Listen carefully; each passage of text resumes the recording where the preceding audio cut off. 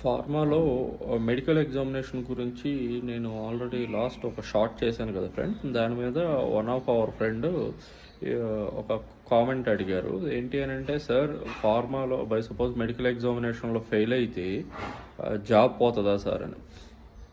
ఒకటే చెబుతున్నాను ఫ్రెండ్స్, ఏ ఆర్గనైజేషను ఒక ఎంప్లాయీని జాబ్లోంచి రిమూవ్ చేయాలనే ఉద్దేశంతో ఉండదు. బికాజ్ ఆర్గనైజేషన్స్ రన్ అవ్వాలి అని అంటే ఎంప్లాయీస్ అనేవాళ్ళు వాళ్ళకి ఫస్ట్ పెట్టుబడి. సో ఇది దృష్టిలో పెట్టుకోండి. నిజంగానే ఒక స్పెసిఫిక్ టెస్ట్ బై సపోజ్ ఇప్పుడు ఐసైట్ ఉంది, విజువల్ ఇన్స్పెక్టర్స్ అని ఉంటారు. వాళ్ళు మెయిన్ చేసే పని ఏంటంటే పార్టికల్స్ని డిటెక్ట్ చేయడం. సో అట్లాంటి వాళ్ళకి ఐసైట్లో కానీ ప్రాబ్లం ఉంటే అట్లాంటి కేసెస్లో కూడా డాక్టర్ మెడికేషన్ తీసుకుని మళ్ళీ వచ్చేటట్టు అంటే కరెక్ట్ చేసుకునేటట్టు ఛాన్సెస్ ఇస్తారు తప్పించి ఎంప్లాయీని జాబ్ నుంచి రిమూవ్ చేయడం అనేది జరగదు.